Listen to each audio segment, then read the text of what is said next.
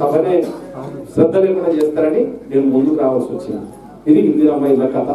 ఇక మిగిలింది ఏంటిది? మాట్లాడానికే వినడానికే వచ్చినాం. మేము ఉన్నదే మీ మాటలు వినడానికి. కాబట్టి నిరంతరంగా మాట్లాడి తను చెప్పినట్టు వచ్చిన లిస్ట్ అదే ఫైనల్ కాదు. మీరు ఎప్పుడైతే ప్రజాపాలనలో పెట్టుకున్నారు, ప్రజాపాలనలో పెట్టుకోలేదు. ఆ రోజు ఎవరన్నా చనిపోతే వేరే ఊరికి పోయి, ఫంక్షన్ నుండి వేరే ఊరికి పోయి, ఈ ఊర్లో లేకపోతే తీసుకురాలేక పెట్టిన వాళ్ళకు వచ్చినాయి. దీంట్లో మీకు అబ్జెక్షన్స్ ఉంటే నిజంగానే ఇప్పుడు ఎవరి పేరు చదివామా? చింతలపల్లి మంజులకు భూమి ఉండి ఆమెకు పెన్షన్ ఇందిరమ్మ ఆత్మీయ భరోసా వచ్చిందంటే నిరభ్యంతరంగా నిఖచ్చితంగా తీసేస్తాం. దాంట్లో డౌట్ ఏం మాత్రం పెట్టుకోకండి. ఇల్లు ఉండి ఇంకో ఇల్లు వచ్చిందనుకో అది కూడా తీసేస్తాం. ఇల్లు లేని ఎవరికి ఇస్తుంటాం మనము? స్థలం ఉండి రేకుల షెడ్లు, ఈ టార్పాలిన్ షెడ్లు వేసుకొని గుడిసే గోడలు లేనిది అటువంటి వాళ్ళకు నిజమైన లబ్ధిదారులకు మనం ఇస్తున్నాం. అవన్నీ మాట్లాడేటప్పుడు చెప్తా. మీరంతా కొంచెం గట్టిగా మాట్లాడుతున్నారు కాబట్టి నేను మాట్లాడాల్సి వచ్చింది. మీరు ఇప్పుడే ఎవరి ఉన్నా అబ్జెక్షన్ చెప్పండి. నిరభ్యంతరంగా ఈమెకి ఇది ఉన్నదమ్మా, ఇక్కడ 6 ఎకరాల పొలం ఉన్నది, ఆమెకి ఇది వచ్చింది, ఇందిరమ్మ ఇల్లే వచ్చిందనుకో, లేకపోతే ఇందిరమ్మ ఆత్మీయ భరోసా వచ్చింది. ఏ దానికైనా రేషన్ కార్డుకైనా మీరు అభ్యంతరం చెప్పొచ్చు, కానీ ఆధారాలతో చెప్పండి. ఉట్టిగానే ఆమెకు లేదు ఈమెకు లేదు కాదు. ఉన్నోళ్ళకి ఎవరికి ఇవ్వం. కొడుకు పేరు మీద లేకపోతే కొడుకు పేరుకి ఇచ్చేది లేదు. తండ్రి ఎట్లా కొడుకే వస్తుంది. కానీ రేషన్ కార్డు కొడుకు అమ్మ నాన్నలతో సపరేట్ అవుతారు కాబట్టి తప్పకుండా వారికి కూడా ఒక రేషన్ కార్డు ఉండాల్సింది. కాబట్టి ఇటువంటి అర్థం చేసుకోండి. తాను చదివింది మాట్లాడింది. మేము మీ అందరికి కూడా సరే నేను ఇప్పుడే ముగిస్తాను. ఇంకా మళ్ళీ ఒక నిర్ణయానికి వచ్చినాను. మేము ప్రభుత్వం వచ్చిన తర్వాత 2023లో కాంగ్రెస్ ప్రభుత్వం గెలిచిన తర్వాత ఎన్నికల వాగ్దానంలో మేము ఇచ్చిన వాగ్దానాలు అభయహస్తం కింద 6 గ్యారంటీలను చెప్పినాం. 6 గ్యారంటీలు మేము ఊరికి వచ్చి కూడా సభ పెట్టి అన్ని చెప్పినాం. 6 గ్యారంటీల లోపల ఉచిత బస్సు ప్రయాణం మేము డిసెంబర్ 7న మా ప్రభుత్వం ప్రమాణ స్వీకారం చేస్తే 9న ఉచిత బస్సు ప్రయాణాన్ని పెట్టాం. మా మహిళలందరూ కూడా ఉచితంగా పోతున్నారు అనుకుంటాం. పోతున్నామా? ఎవరన్నా ఉచిత బస్సు ఉపయోగించుకున్న చేతులు ఇస్తారండి. నిరుద్యోగ మహిళలకు కానీ, చిన్న వ్యాపారాలు తీసుకుంటున్నారు కానీ, చిన్న ఉద్యోగాలు తీసుకుంటున్నారు కానీ, ఎక్కడన్నా ఎప్పుడు ఉపయోగపడ్డదా లేదా? పేదలకు ఉపయోగపడ్డదా? డబ్బులు ఏ కండిషన్ పెట్టుకుంటాడా?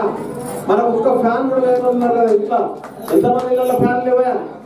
చాలా మంది ఇళ్ళు లేని వాళ్ళు కూడా ఉన్నారు.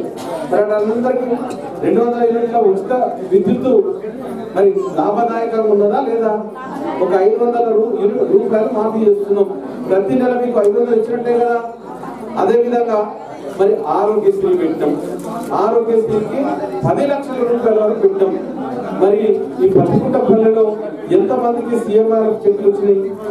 ఎంతమందికి వచ్చినాయి? తల్లి సీఎం సహాయ నిధి నుంచి మీకు చెక్కులు వచ్చినాయి. ఎల్ఓసీలు పెట్టుకున్నారు. నిజామ్స్ హాస్పిటల్లో పెట్టాం.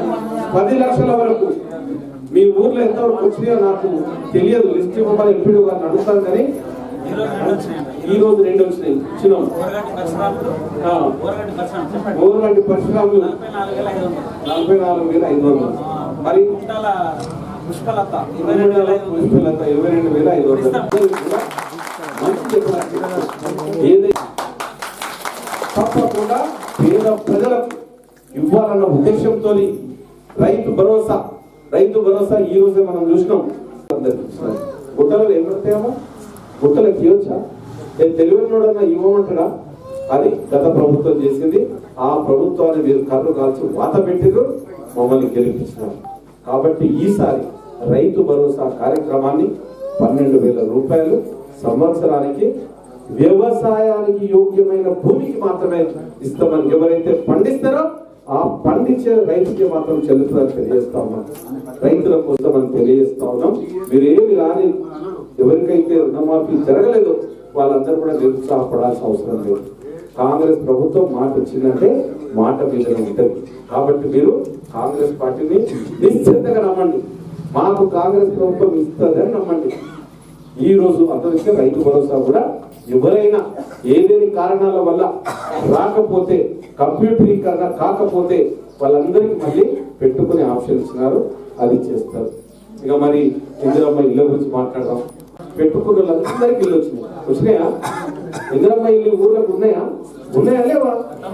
శబ్దం చేస్తలేదు. గతంలోనే మరి మేము చెప్పేది 14 వరకు ఉన్నాము. 14 వరకు అయితే ఇచ్చినాం కదా ఇల్లు, ఇచ్చినామా? ఎవరుకున్నాయా ఇందిరమ్మ ఇల్లు? ఒకసారి చేయలేదాను. అమ్మకున్నది అమ్మకున్నది ఎంతో చెయ్యి ఇదే చూస్తున్నావు, మళ్ళీ ఉంటే రాదనుకుంటున్నావా? ఎంత సంశయంలో ఎవడన్నా ఇందిరమ్మ ఇల్లు ఇప్పిస్తున్నా డబ్బులు ఇవ్వమంటే వాడిని చెప్పుకుంటాయి. మేము దీంట్లో ఇన్వాల్వ్ కాలేదు. ఏ రాజకీయ నాయకుల జోక్యం ఇందులో లేదు.